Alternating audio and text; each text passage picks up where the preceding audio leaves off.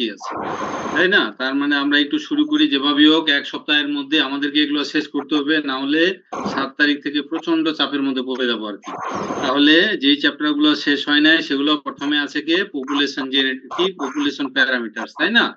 তাহলে আমরা ওই জায়গায় যাই। পপুলেশন মানে 5 6 7 8, 4 5 6 7 8, চারটা 4 নম্বরে যাব আমরা।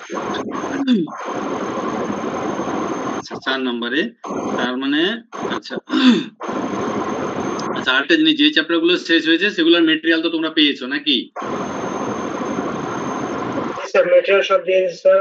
গত ক্লাসে 2 নম্বর চ্যাপ্টার শেষ হয়েছে, কিন্তু 2 নম্বরের মেটেরিয়ালটা পাইনি। 2 নম্বরে মেটেরিয়াল পাও নাই, তাই না? 2 নম্বর চ্যাপ্টার শেষ হয়েছে। আচ্ছা, ও 2 নম্বর চ্যাপ্টারে ছিল কি হার্ডউইংবার্গ ইকুইলিব্রিয়াম। এটা হলো কি, দেখি আমি 2-1 দিনের মধ্যে ক্যাম্পাসে গেলে তোমারে নক দিবনি, তোমাদের কেউ যদি আশেপাশে থাকে তাহলে আমি তাকে ওগুলা দিয়ে দিবনি। কারণ হলো এর সাথে হইলো কি, আমি কিছু বিভিন্ন জায়গা থেকে কালেকশন করে ওয়ার্ড ফাইলে নিয়েছি, আবার বই থেকে পড়িয়েছি, এই কারণে বইয়ের কিছু প্রিন্ট কপি দিতে হবে আর কি। একটা বইয়ের 4টা বা অথবা 5টা পেজ প্রিন্ট করতে হবে পিডিএফ থেকে, প্রিন্ট করে তা ওর সাথে আরো কিছু আমার কালেকশন করা আছে বিভিন্ন জায়গা থেকে, সেটা একসাথে মিলাইয়ে দিতে হবে। দেওয়ার পর এটা রেডিমেড ওইভাবে আমি পিডিএফটা মানে ক্লাস মেটেরিয়ালটা রেডি করতে পারি নাই 2 নাম্বার চ্যাপ্টারে।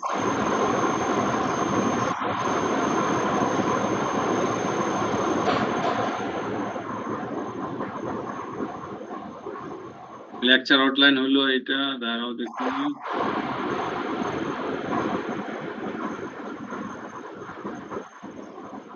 আইডিয়ালাইজড পপুলেশন গেল। তারপরে এই যে দেখো, এই যে ইসের জেনেটিক্স, জিনস, জিনোমস এন্ড ইভলিউশন, এই বইয়ের এত থেকে এত পৃষ্ঠা প্রিন্ট করতে হবে। প্রথমে এই অংশটুকু থাকবে মেটেরিয়ালের মধ্যে, তারপরে এই বইয়ের এত পৃষ্ঠা থেকে এত পৃষ্ঠা থাকবে, তারপরে ওর পরে আবার এই অংশটুকু যুক্ত হবে। তার মানে এটা এইভাবে দিলে মানে এলোমেলো লেগে যাবে তোমাদের কাছে, এই কারণে সিকোয়েন্স অনুসারে আমি প্রিন্ট আউট করে গুছিয়ে দিয়ে দেবো, অসুবিধা হবে না ইনশাআল্লাহ আর কি। এর মধ্যে ক্যাম্পাসে গেলে নক দিবনি আর কি। যাক, আমরা তাহলে চলে যাই আমাদের এবার 4 নাম্বার চ্যাপ্টারে, পপুলেশন প্যারামিটারস। খুব ছোট্ট একটা চ্যাপ্টার, খেয়াল করে দেখো। এখানে যে জিনিসটা আলোচনা আমাদের করতে হবে বা পড়তে হবে বা জানতে হবে সেটা হলো কি হেরিটেবিলিটি, তাই না?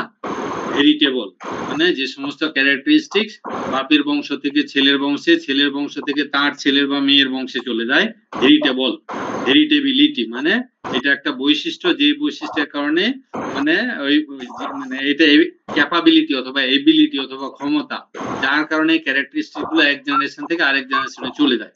তারপরে এগুলো ক্যালকুলেশন অথবা হিসাব নিকাশের কিছু মেথড আছে, এবং প্র্যাকটিক্যাল অ্যাপ্লিকেশন, এবং এর অ্যাপ্লিকেশনটা কি কি। তার মানে হেরিটেবিলিটি কি, আমরা এখান থেকে যেটা আমি একটু কালেক্ট মানে লেকচার আউটলাইন তৈরি করেছি, হেরিটেবিলিটি ডেফিনিশন জানবো, এটা কয় প্রকারের, কি কি মেথড আছে, মেথডস অফ ক্যালকুলেটিং হেরিটেবিলিটি, এবং এর প্র্যাকটিক্যাল অ্যাপ্লিকেশনটা কি হেরিটেবিলিটি, এবং এর সাথে কিছু লিমিটেশনস আছে, যেহেতু এটা সিলেবাসে নাই, পারলে পড়বা না হলে নাই, কিন্তু আমি লিমিটেশনটা হেরিটেজের ভিতরে মেটেরিয়ালের মধ্যে দিয়ে দিব।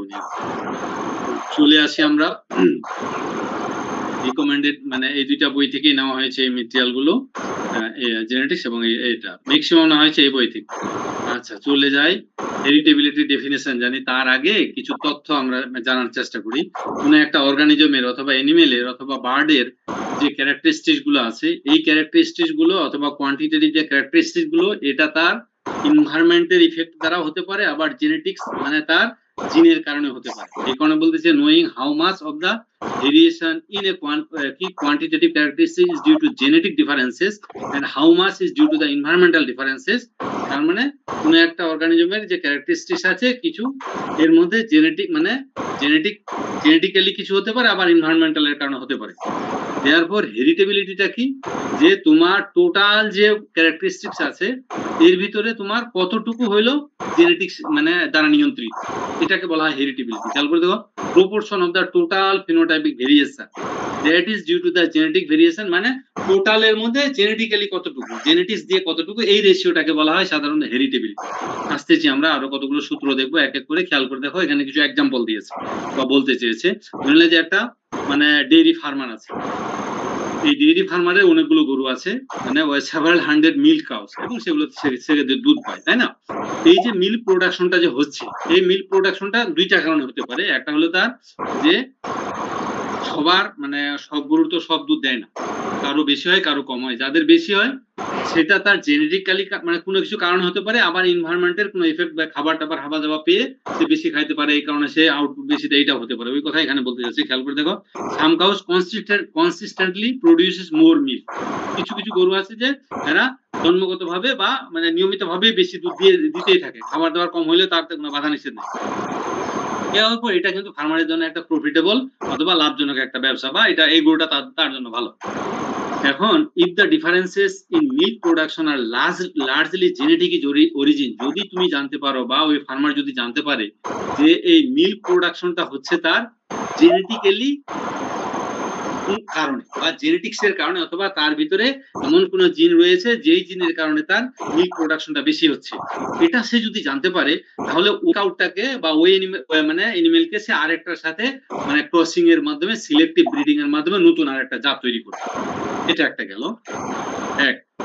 আরেকটা হইলো, যদি তার জেনেটিক কারণে এই মিল্ক প্রোডাকশনটা বেশি না হয়, তাহলে খেয়াল করে দেখো, যদি জানা যায় যে লার্জলি এনভায়রনমেন্টাল ইন অরিজিন, যে তার মিল্ক প্রোডাকশনটা বেশি হচ্ছে বা অন্যদের চেয়ে ওই একটা দুইটা কাউ মিল্ক প্রোডাকশনটা বেশি দিতেছে, সেটা হলো এনভায়রনমেন্টাল কারণে, তখন সে করবে কি, দেয়ারফর ওই সমস্ত গরুদেরকে সে কি করবে, নিয়মিত এনভায়রনমেন্টাল যে সমস্ত ফেভারেবল এনভায়রনমেন্টাল কন্ডিশন আছে, খাবার দাবার ইত্যাদি সে দিয়ে দিবে। Therefore adjusting the environmental factor associated with higher milk production. এখন মিল্ক প্রোডাকশনটা যে সমস্ত গরুগুলো মিল্ক প্রোডাকশন বেশি দিতেছে, কিন্তু এটা জেনেটিক কারণে না এনভায়রনমেন্টাল কারণে, যে সমস্ত এনভায়রনমেন্টাল ফ্যাক্টর তার মিল্ক প্রোডাকশনটা বাড়ায় দেয়, তাদেরকে সে মানে ওই সমস্ত ফ্যাক্টর গুলো তাদেরকে দিয়ে দিতে হবে, তার মিল্ক প্রোডাকশনটা বেড়ে যাবে। এটা হলো কি ইম্পর্টেন্স অফ দ্য হেরিটেবিলিটি, মানে আমরা মেইন জিনিসটা জানতে পেরেছি যে জেনেটিক কারণে হইলে আমরা সেটাকে ব্রিডিং এর ক্ষেত্রে ওই কাউটাকে ইউজ করব। আর যদি দেখা যায় যে এনভায়রনমেন্টাল কারণে সেটা হচ্ছে, তাহলে মেইন টার্গেট হবে কি, যে এনভায়রনমেন্টের যে সমস্ত ফ্যাক্টরের কারণে তার মিল্ক প্রোডাকশনটা বেশি হচ্ছে, সেগুলো আমরা আর একটু বেশি বাড়াই দিই, অথবা নিয়মিত দিয়ে মিল্ক প্রোডাকশন পিরিয়ডে সেগুলো বাড়াই দিয়ে আমরা মিল্ক প্রোডাকশনটা একটু বাড়াই নিয়ে নিব। এটা একটা গেল, মোটামুটি বুঝতে পেরেছো মনে হয়। এরপরে হেরিটেবিলিটি গেল, এই হালকা কিছু ব্যাখ্যা গেল। এরপরে চলে আসছি টাইপস এর ক্ষেত্রে। কয় প্রকারের হেরিটেবিলিটি হতে পারে? এটা সাধারণত দুই প্রকারের হয়, একটা ব্রড সেন্স হেরিটেবিলিটি আর একটা হলো ন্যারো সেন্স হেরিটেবিলিটি। খেয়াল করে দাও, ব্রড সেন্স হেরিটেবিলিটিকে ক্যাপিটাল এইচ স্কয়ার দিয়ে প্রকাশ করে, আর ন্যারো সেন্স হেরিটেবিলিটিকে স্মল এইচ স্কয়ার দিয়ে প্রকাশ করে। এখন এই যে খেয়াল করে দেখো, genetic variance divided by total phenotypic variance, এটা হলো তোমার কি ব্রড সেন্স হেরিটেবিলিটি। খেয়াল করে দেখো, মানে এটাকে এইচ স্কয়ার দিয়ে প্রকাশ করা হয় ব্রড সেন্স হেরিটেবিলিটিকে। এবং এখানে আরেকটা জিনিস বলতে চেয়েছে যে হেরিটেবিলিটির মান অথবা ভ্যালু হলো 0 থেকে 1 পর্যন্ত, 0 to 1, তাই না? এখন যদি এখানে তোমার এইচ এর মান অথবা হেরিটেবিলিটির মান 0 এর কাছাকাছি চলে আসে, তাহলে বুঝবা যে পুরো ফ্যাক্টরটাই হচ্ছে তোমার কার দ্বারা। এই যে খেয়াল করে দেখো, যদি উপরের মানটা কমে যায়, এখানে যদি খেয়াল করে দেখো ভিজি মানে যদি কম হয়, তোমার এটা যাই হোক না কেন, এটা কমে গেলে কিন্তু এর মানটা কমে যাবে, তাই না? ভিজি এর মান কম হলে এইচ এর মানটা কমে যাবে। দেয়ারফর এইচ এর মানটা যতই কম হবে, তার মানে বুঝবা যে এটা জেনেটিক্যালি কন্ট্রোলড না, এটা এনভায়রনমেন্টালি কন্ট্রোল। এই জন্য বলা হচ্ছে এই জায়গায়, যদি তোমার এইচ এর মানটা 0 অথবা এর কাছাকাছি হয়ে যায়, indicates that none of the phenotypic variance result from differences in genotype. জিনোটাইপের কারণে এই ভেরিয়েশনটা হয় নাই। এইচ এর মানটা যদি 0 এর কাছাকাছি হয়ে যায় অথবা 0 হয়ে যায়, তাহলে বুঝবা যে এখানে ফ্যাক্টর হচ্ছে তোমার এনভায়রনমেন্টাল ফ্যাক্টর, জেনেটিক ফ্যাক্টর না। কিন্তু এইচ এর মানটা যদি 1 হয় অথবা এর কাছাকাছি হয়, indicates that all the phenotypic variance results from the differences in genotype, মানে জিনোটাইপের কারণেই তোমার কি হয়েছে, ওই ভেরিয়েশনটা হয়েছে। সহজ কথা হলো, এইচ এর মান বেশি হবে যদি ভিজি এর মানটা বেশি হয়। ভিজি, জি মানে জেনেটিক ভেরিয়েন্স। দেয়ারফর এটা যদি কমে যায়, এই মানটা যদি কমে যায় অটোমেটিক্যালি এইচ এর মানটা কমে যাবে, এজ এ রেজাল্ট হেরিডিবিলিটির পরিমাণটা কমে যাবে। তার মানে এখান থেকে যে জিনিসটা জানতে পারলাম টাইপস অফ দ্য হেরিডিবিলিটির ক্ষেত্রে হেরিডিবিলিটি হলো দুই প্রকারের, একটা হলো ব্রড সেন্স আর একটা হলো ন্যারো সেন্স হেরিডিবিলিটি। ওই যে খেয়াল করে দেখো ন্যারো সেন্স হেরিডিবিলিটি, তাই না, এটাকে স্মল এইচ স্কয়ার দিয়ে প্রকাশ করা হয়। এবং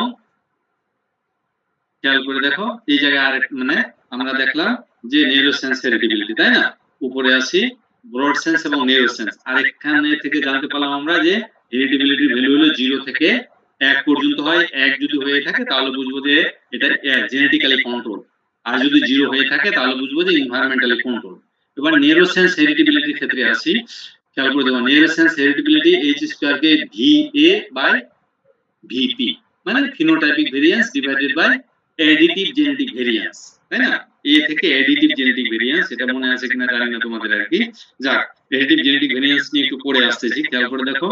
আচ্ছা, অন্যান্য জায়গা থেকে কালেকশন করা total genetic variance, total phenotypic variance হাবাদবা দিয়ে দিয়েছি, এটা পড়ার দরকার নেই, এটা তোমাদের শীটের মধ্যে দেওয়া আছে জাস্ট জানার জন্য। ভ্যালুজ রেঞ্জ ফ্রম 0 টু 1 মানে এইচ এর মান 0 থেকে 1 হতে পারে। হেরিডিবিলিটি মানে হাই হেরিডিবিলিটি মানে জেনেটিক্যালি কন্ট্রোল, লো হেরিডিবিলিটি হয় তাহলে এনভায়রনমেন্টালি কন্ট্রোল আমরা দেখবো, অথবা জেনেটিক্সের। এবং হেরিডিবিলিটি কি হয় তোমার পপুলেশনের ক্ষেত্রে হয়, ইন্ডিভিজুয়াল কোনো ব্যক্তির ক্ষেত্রে হয় না। আন্টি এটা বুঝতে হবে না, মানে এটা একটা গেল।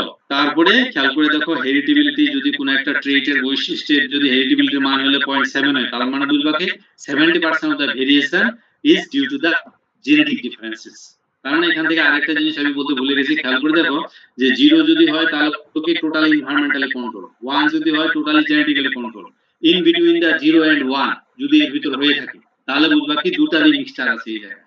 এই যে খেয়াল করে দেখো 0.7 এটা হলো 0 এবং 1 এর মধ্যে, তাই না। therefore 70% ভেরিয়েশনটা হলো জেনেটিক্যালি কন্ট্রোল, 30% ভেরিয়েশনটা control by environmental factor.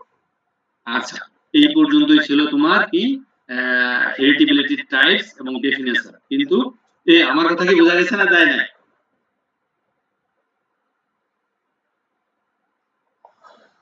G sir গেছে। আচ্ছা, এবার তাহলে চলে আসি খেয়াল করতে ব্রড সেন্স হেরিডিবিলিটির ক্ষেত্রে দেখলাম ভিজি বাই ভিপি, আর ন্যারো সেন্স হেরিডিবিলিটি হলো ভিএ বাই ভিপি।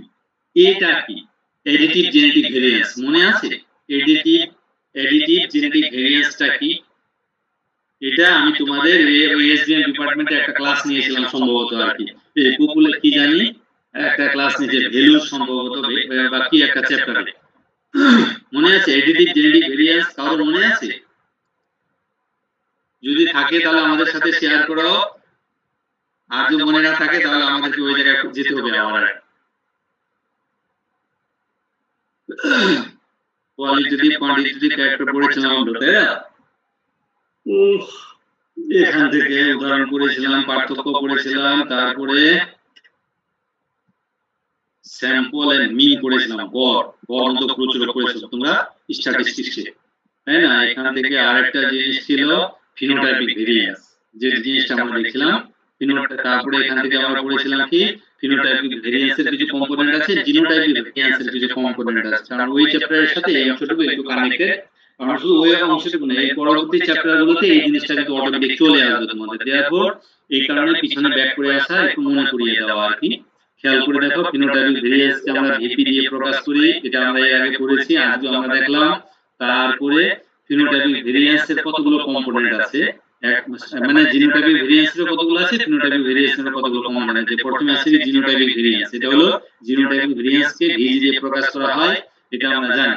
আচ্ছা, তারপর হলো কি আবার এনভায়রনমেন্টাল ভেরিয়েন্স যেটা, সেটাকে ভিই দিয়ে প্রকাশ করা হয়। তারপরে আমরা যে জিনিসটা জানতে চাচ্ছিলাম মেইন জায়গায় চলে আসি, এই জায়গায় খেয়াল করে দাও ফিনোটাইপিক ভেরিয়েন্স সমান কি জিনোটাইপিক ভেরিয়েন্স, এনভায়রনমেন্টাল ভেরিয়েন্স, এবং এর মধ্যে একটা ইন্টারঅ্যাকশন আছে। জিনোটাইপিক এবং এনভায়রনমেন্টাল ভেরিয়েন্সের একটা ইন্টারঅ্যাকশন আছে, এই ফিগারটা আমরা তোমাদেরকে এর আগে পড়িয়েছিলাম, আমি পড়াইছিলাম তোমাদের ডিপার্টমেন্টে।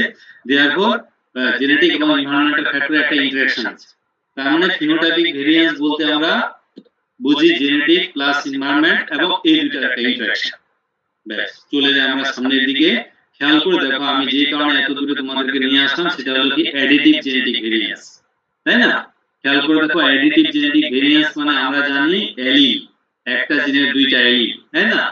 এখানে যেরকম দেওয়া আছে যে A1 এর সাথে A1 হতে পারে, A1 যদি 2 হয় A1 মানে তাহলে A1 A1 তাহলে 2 যোগ 2 4, A1 এর সাথে আর A2 হলো 4, তাহলে A1 এর সাথে যেহেতু A2 হয় তাহলে 6 হবে, আবার A2 এর সাথে A2 যদি হয় তাহলে 4 আর 4 তোমার 8 হয়ে যাবে।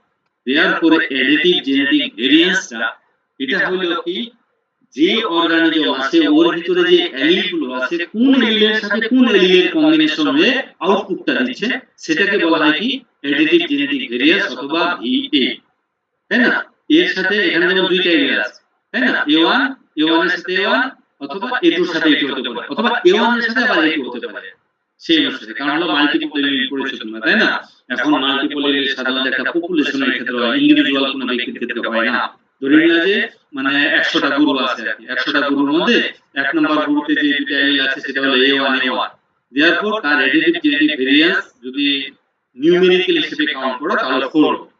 আবার 2 নম্বর গরু যেটা আছে তার ভিতরে যে মানে তিনটা এলিলের মধ্যে মানে দুইটা এলিলের মধ্যে আর কি A1 একটা A2 আর একটা, কিন্তু এদের মধ্যে কম্বিনেশন A1 এর সাথে A1 A1 এর সাথে A2 A2 এর সাথে A2, এখন আবার A1 এর সাথে যদি A2 হয়ে থাকে তাহলে কিন্তু 2 নম্বর গ্রুপে তার অ্যাডিটিভ জেনেটিক ভেরিয়েন্সটা একটু বাড়বে, ভ্যালুটা বাড়বে।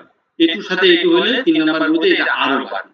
এই কারণে এলিল আছে অর্গানিজম পপুলেশন গুলোর মধ্যে, কিন্তু ইন্ডিভিজুয়াল বা এক একটা গরুর মধ্যে একটা এক কি দল গরুর মধ্যে একটার মধ্যে মানে প্রত্যেকের মধ্যে কিন্তু তোমার অ্যাডিটিভ জেনেটিক ভেরিয়েন্সটা কিন্তু আলাদা, এক না।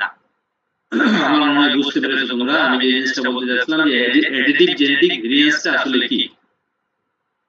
তার মানে আবার জেনেটিক ভেরিয়েন্সটা খেয়াল করে দেখো, আমরা এর আগে দেখলাম কি ফিনোটাইপিক ভেরিয়েন্স, সেটা হলো জেনেটিক ভেরিয়েন্স, এনভায়রনমেন্টাল ভেরিয়েন্স এবং এদের মধ্যে ইন্টারঅ্যাকশনটা। আবার খেয়াল করতে হবে জেনেটিক ভেরিয়েন্সটা হলো অ্যাডিটিভ জেনেটিক ভেরিয়েন্স, আবার ভিজি মানে ডমিনেন্স এবং ইপিস্টাসিস, তাই না আছে। আবার আইটি হলো কি ইন্টারঅ্যাকশন, তাহলে জিন ইন্টারঅ্যাকশন হয়, তাই না? জিনের সাথে একটা জিনের সাথে আরেকটা জিনের ইন্টারঅ্যাকশন হয়, দেয়ারফর তাহলে হলো কি এটা একটু ভুল হয়েছে, ভুল না, এটা হলো ভিপি, ভিপি এটা হবে কন্ট্রোল প্লাস, এই কন্ট্রোল প্লাস দিলে সে সার্ভিস হয়ে যায়। আচ্ছা এই যে খেয়াল করে দেখো তাহলে ফিনোটাইপিক ভেরিয়েন্স হলো কি তোমার জেনেটিক ভেরিয়েন্স। জেনেটিক ভেরিয়েন্সটা আবার হলো তিন প্রকার, অ্যাডিটিভ জেনেটিক ভেরিয়েন্স, ডমিনেন্স অথবা ইপিস্টাসিস যেটা হতে পারে, আর একটা জিন ইন্টারঅ্যাকশন হতে পারে। তারপরে তাহলে এটা হলো টোটালটা হলো ভিজি, তারপরে হলো কি ভি এনভায়রনমেন্টাল এবং এর সাথে মানে এটা একটা ইন্টারঅ্যাকশন। এই আমার কথা কি বুঝতে পেরেছো তোমরা না পারো না?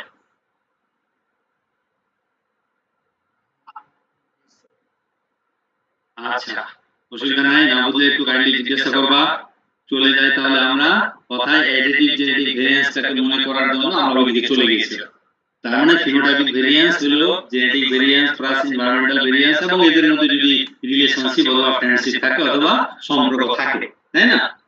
এনভায়রনমেন্ট এবং জেনেটিক্স এর মধ্যে ওইটা গেল। আবার জেনেটিক্সটা হলো তিন প্রকার, এটা হলো অ্যাডিটিভ, আরেকটা হলো ডমিনেন্স, আরেকটা ইপিস্টাসিস অথবা জিন ইন্টারঅ্যাকশন যেটাকে আমরা বলি। দেয়ারফর ওই জায়গা থেকে কিন্তু তোমার ভিটা এই জায়গায় এসেছে যে অ্যাডিটিভ জেনেটিক ভেরিয়েন্স। বেশ আমরা চলে যাই তাহলে সংজ্ঞা বললাম, সংজ্ঞা পড়ে পড়ছি, টাইপস পড়েছি হেরিটেবিলিটি। এবার তাহলে চলে যাব আমরা কি মেথডস অফ ক্যালকুলেটিং হেরিটেবিলিটি। এর অনেকগুলো মেথড আছে, ঠিক আছে? মেইনলি খেয়াল করে দেখো বইয়ে থেকে যে জিনিসটা পেয়েছিলাম, বইয়ে জন্মের কঠিন করে লেখা, ঠিক আছে? ওই জন্য ওইখান থেকে মানে একটা বই আর কি, আর আরেকটা বই মানে বিভিন্ন জায়গা থেকে কালেকশন করা, তো এই কারণে খেয়াল করে দেখো methods of calculating heritability. Heritability calculation যে মেথডগুলো সেটা হলো paradox integration method, half shift correlation method, full shift method, তারপর হলো কি মানে রিয়ালাইজড হেরিটেবিলিটি অথবা সিলেকশন রেসপন্স মেথড। এরকম এই সিলেকশন রেসপন্স নামে একটা চ্যাপ্টার আছে নেক্সট, ওখানে একটু জানতে পারবো টুইন স্টাডি মেথড। এরকম কয়েকটা মেথড আছে, ভেরিয়েন্স কম্পোনেন্ট মেথড, এটা সবচেয়ে বেশি ইউজ হয় আর কি। জাস্ট খালি এখান থেকে নামগুলো জানবা, নামগুলো জানবা, পারলে এই টেবিলটা একটু পড়বা যে মেথড গুলোর নাম কি কি মেথড আছে এই জায়গায়। বিএলইউপি এটা আমরা পরবর্তীতে পড়ব, বিএলইউপি অ্যাসাইনমেন্টে দেওয়া হয়েছিল, তোমাদের মধ্যে কেউ না কেউ অ্যাসাইনমেন্টে জমা দিয়েছে, ঠিক আছে? বিএলইউপি। আচ্ছা চলে যায়, তাহলে এর সাথে বেসিসটা কি, কোন ভিত্তিতে এটাকে তোমার মেথড গুলো ইউজ করে বা ক্যালকুলেশন করে জাস্ট খালি মেথড এবং এর বেসিসটা জেনে রাখো। কি অ্যাডভান্টেজেস পারলে পড়বা, না হলে না, আর তাও যদি না পারো অন্তপক্ষে মেথড গুলো একটু করে রাখো, মেথডের সাথে বেসিসটা একটু করে রেখো আর কি। গেল, তার মানে তিনটা জিনিস গেল, ক্যালকুলেশন। আর এটা নিউমেরিক্যাল কিছু एग्जांपल আমি মানে ওই যে প্র্যাকটিক্যালের জন্য কারণ তোমাদের সাথে ম্যাডামরা স্যাররা কিভাবে কি করায় জানি না আর কি, আমি তো মনে হয় তোমাদের একটু প্যারা বেশি দিয়ে ফেলতেছি আর কি, তাই না? সিলেবাস ধরে ধরে লাইন বাই লাইন পড়াই, অনেকেই তো চেতেছে মনে হয় আমার, তাই না সামিউল? যে স্যারের কোর্সটা দিয়ে দিই বুঝেই পড়ে গেলাম আর কি, এবারে তো যা আছে সিলেবাসের মধ্যে একটু যে পড়ানো শুরু করেছে, তাই না? উপরে উপরে পড়াটা চলে যেতে একটু ভালো হতো, তাই না নাকি? বোঝার ক্ষেত্রে একটু বিস্তারিত করার সেটাই সেটাই, কারণ হলো কোনো একটা জিনিস বুঝতে হলে একটু ইনডেপথ মুখে পড়তে হবে, তাই না? আর একটা জিনিস বুঝে বুঝে পড়লে এটা কিন্তু উপকৃত হবে তোমরা ভবিষ্যতে, মানে কাজে দিবে। যাক, এবার তাহলে চলে যাই আমরা practical application of the heritability. Heritability অ্যাপ্লিকেশনটা তুমি কোথায় কোথায় কাজে লাগাবা বা এটা বাস্তবে কোথায় কোথায় প্রয়োগ করবে। আমি যে জিনিসটা বলতে যাচ্ছিলাম এই হেরিটেবিলিটি রিলেটেড কিছু অঙ্ক আমি প্র্যাকটিক্যালের মধ্যে তোমাদেরকে করাবো। তো একটা চ্যাপ্টার থেকে মানে দুইটা তিনটা বা চারটা চ্যাপ্টার থেকে দুইটা তিনটা চারটা করে অঙ্ক করায় একটা প্র্যাকটিক্যাল নোটবুক বানাবো, ঠিক আছে? তোমাদেরকে আমি টাইপ করতে দেব না, আমি প্রয়োজন হলে প্রিন্ট আউট করে দিয়ে দেব না, জাস্ট খালি তোমরা পড়ে আসলা, পড়ে এসে পরীক্ষা দিলা, ঠিক আছে? যেটা আমি তোমাদেরকে দেব অ্যাজ ইউজুয়াল সেটা তোমাদের হবে পিএনবি, আর পড়ে এসে সেখান থেকে পরীক্ষা নেব, ওইটা যে অ্যাজ ইউজুয়াল যেভাবে নিতাম আর কি। তবে জানি না হাতে অনেক কাজ আছে, কবে এটা বুঝাইতে পারবো, তবে তোমাদের ফাইনাল পরীক্ষা শেষ হয়ে গেলে বুঝিয়ে ফেলবো ইনশাআল্লাহ। আচ্ছা, এবার তাহলে অ্যাপ্লিকেশন অফ দা হেরিটেবিলিটি ক্ষেত্রে চলে আসি। তার মানে আমরা হেরিটেবিলিটি বলতে যে জিনিসটা জানলাম যে একটা হেরিটেবিলিটিটা হলো যে এই ভ্যালুটা দিচ্ছে যে ওই তোমার ক্যারেক্টারিস্টিক্সটা যা আছে এটা হলো জেনেটিক্যালি কন্ট্রোল, এনভায়রনমেন্টালি কন্ট্রোল। তার মানে হেরিটেবিলিটি যদি এই দুটো তুমি একটা দিও তাহলে তুমি বুঝবা যে ওই এনিমেলের মধ্যে নিশ্চয়ই কিছু না কিছু বৈশিষ্ট্য আছে যার কারণে সে পারফরম্যান্সটা ভালো দিতেছে। দেয়ারফর মেইন অবজেক্টিভ বা এক নাম্বার অ্যাপ্লিকেশন যদি তুমি দাও তাহলে কি করবে, সিলেক্টিভ ব্রিডিং এর ক্ষেত্রে তুমি ওই এনিমেল ইউজ করতে পারবে। মানে এর ভিতরে যে মানে জেনেটিক্যালি যেহেতু মানে কন্ট্রোল এই ক্যারেক্টারিস্টিক গুলো বা হেরিটেবিলিটি যেহেতু এটার ভিতরে হাই হেরিটেবিলিটি, দেয়ারফর এর ভিতরে যে জিনগুলো আছে এগুলো হলো ফ্রুটফুল জিন, কাজের জিন, এগুলো থেকে ভালো পারফরম্যান্স বা আউটপুট পাওয়া যায়। এগুলো এই এনিমেল থেকে ইউজ করে আমি ক্রসিং এর ক্ষেত্রে এই এনিমেল ইউজ করতে পারবো। এটা হলো এটা মেইন অ্যাপ্লিকেশন। তারপর আমরা আসি এই জায়গায় ক্যালকুলেট দিয়ে ওয়ান বাই ওয়ান দেখার চেষ্টা করি। Selection of the superior animal, দেখো হাই হেরিটেবিলিটি যদি হয় মানে একটা ট্রেডস মানে বডি ওয়েট অথবা এগ ওয়েট ইত্যাদি ক্ষেত্রে, তাহলে তোমাকে বলবে যে না এটা হলো জেনেটিক্যালি কন্ট্রোল, সেটা আমি সিলেক্টিভ ব্রিডিং বা অন্য ক্ষেত্রে ইউজ করতে পারবো। লো হেরিটেবিলিটি হলে তো তুমি বুঝবা যে এটা হলো এনভায়রনমেন্টালি কন্ট্রোল। দুই নাম্বার হলো কি prediction of the genetic gain response to selection, একটা চ্যাপ্টারই আছে আমাদের, দেখি কালকে অথবা পরশু দিন ওটাকে পড়াবো মানে আর কি। খেয়াল করে দেখো কি প্রেডিকশন মানে কি ভবিষ্যৎবাণী করা বা কি হচ্ছে আগামীতে সেটাই বলা, অথবা জেনেটিক মানে প্রেডিকশন দা জেনেটিক গেইন মানে heritability use to estimate how much improvement can be achieved. মানে হেরিটেবিলিটির মাধ্যমেই তুমি কিন্তু বলে দিতে পারবা যে এটা এস্টিমেট কি রকম হবে। হেরিটেবিলিটি যদি তোমার জানা থাকে সেখান থেকে তুমি সহজে বলতে পারবে। That means higher heritability faster genetic improvement. তোমার যদি হেরিটেবিলিটি বেশি হয় তাহলে জেনেটিক ইমপ্রুভমেন্টটা তোমার অতি দ্রুত হবে। হেরিটেবিলিটির ভ্যালুটা যদি কম হয় তার মানে ওর ভিতরে তোমার কি জেনেটিক্যালি কন্ট্রোল বেশি নাই, এই কারণে তোমার মানে 5 6 7 8 9 জেনারেশন পরে তুমি জেনেটিক্যালি ইমপ্রুভমেন্ট করতে পারো। কিন্তু যে সমস্ত এনিমেলগুলোকে তুমি ব্রিডিং এর ক্ষেত্রে ইউজ করবা তাদের হেরিটেবিলিটির মান যদি বেশি হয় মানে ভ্যালুটা যদি বেশি হয় 1 এর কাছাকাছি হয়, দ্যাট মিন্স ওদের মধ্যে ক্রসিং করলে ফার্স্ট অথবা সেকেন্ড জেনারেশনে তুমি জেনেটিক ইমপ্রুভমেন্টটা যা চাচ্ছ তা পেয়ে যেতে পারো আর কি। ডিজাইনিং ব্রিডিং প্রোগ্রাম, দেয়ারপর যদি হেরিটেবিলিটির মান জানা থাকে তাহলে তুমি ব্রিডিং স্ট্র্যাটেজি মানে help choose the right breeding strategy তুমি একটু চুজ করতে পারবা যে ইন্ডিভিজুয়াল সিলেকশন করবো, মাস সিলেকশন করবো না এই করবো, মানে ডিজাইনিং ব্রিডিং প্রোগ্রামকে তোমাকে করতে সহযোগিতা করবে। এই ক্ষেত্রে আর কি improvement of the economic traits, তাই না? স্পেসিফিক ক্যারেক্টারিস্টিক্স আমলে নিয়ে তুমি ক্রসিং করবা। যদি হেরিটেবিলিটির মান বেশি থাকে যে সমস্ত এনিমেলের মধ্যে তাদের মধ্যে তুমি হেরিটেবিলিটির ভ্যালুটা দেখে ক্রস করাবা, দেয়ারপর সেই অনুসারে তুমি ইকোনমিক ট্রেডস যেগুলো আছে যেমন গ্রোথ রেট, তারপরে egg wait, carcass quality. Carcass quality কি জানো তোমরা? জানা আছে? কেউ বলতে পারবা?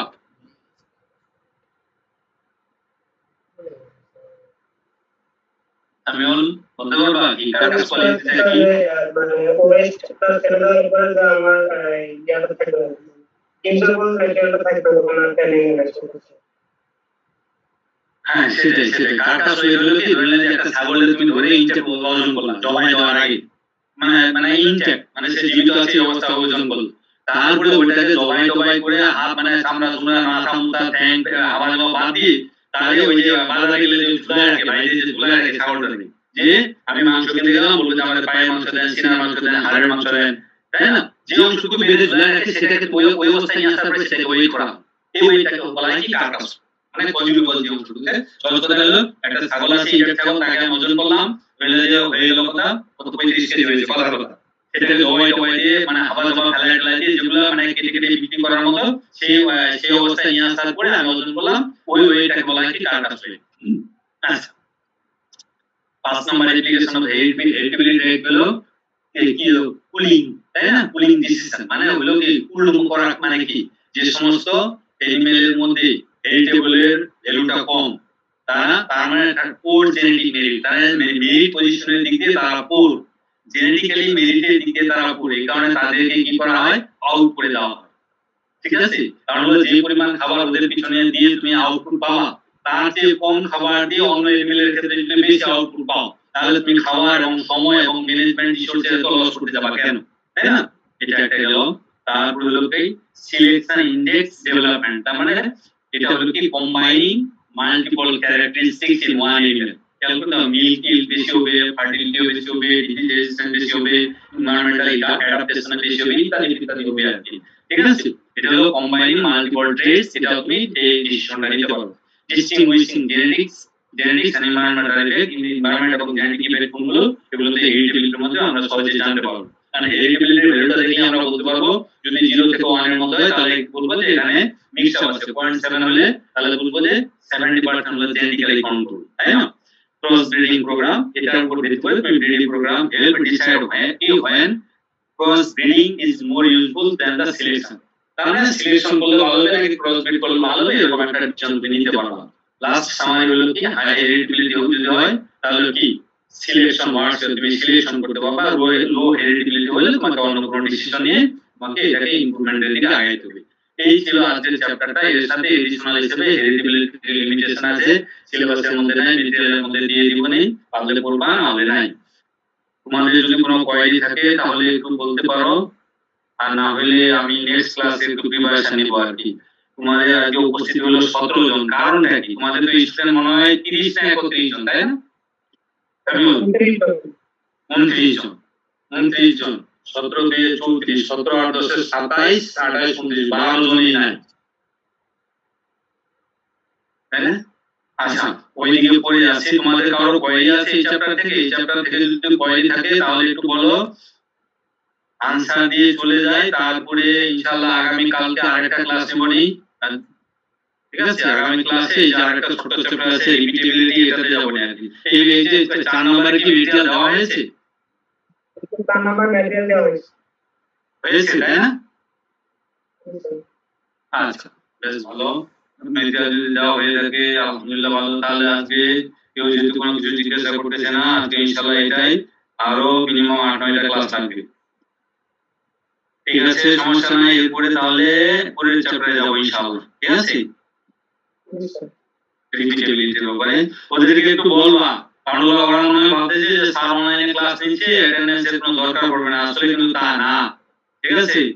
আমি একটা জিনিস দেখাই, ওদেরকে একটু অবহিত করবা যে আমি এই যে খেয়াল করে দেখো যে সপ্তাহে ইলিস্ট্রেটর ক্লাস নেই বিজিএলি, সেখানে আর্কাইভে গেলে ওই যে খেয়াল করে দেখো মানে কয় মিনিট ক্লাস নিয়েছি এবং এখানে পার্টিসিপেন্টস কারা ছিল, ওই যে খেয়াল করে 25 পাসে যে ক্লাস নিয়েছিলাম আমি, এখানে যদি ক্লিক করি তাহলে ওই যে পার্টিসিপেন্টস কারা ছিল এটা চলে এসেছে, খেয়াল করেছো? এই যে ওই ক্লাসে অনেকেই যেমন নাম দিয়েছে এই যে বোরহানুর রহমান সিয়াম, বোরহানুর সাবেক সিয়া, তাই না? সে রোল নাম্বার দেয় নাই। তারপরে হইলো এই যে মুমিয়া রাহান দিগিমনি, সে দেয় নাই। তার মানে এইভাবে কিন্তু আমি অ্যাটেন্ডেন্স গুলো এখান থেকে পেয়ে যাই, সেটা বুঝতে পেরেছি। এই জন্য ওদেরকে একটু বলবা যে যাতে ক্লাসে অংশগ্রহণ করে আর, ঠিক আছে? ঠিক আছে, রাখলাম তাহলে। ভালো থেকো, সুস্থ থেকো। আমি আগামীকালকে এই সময় একটা ক্লাস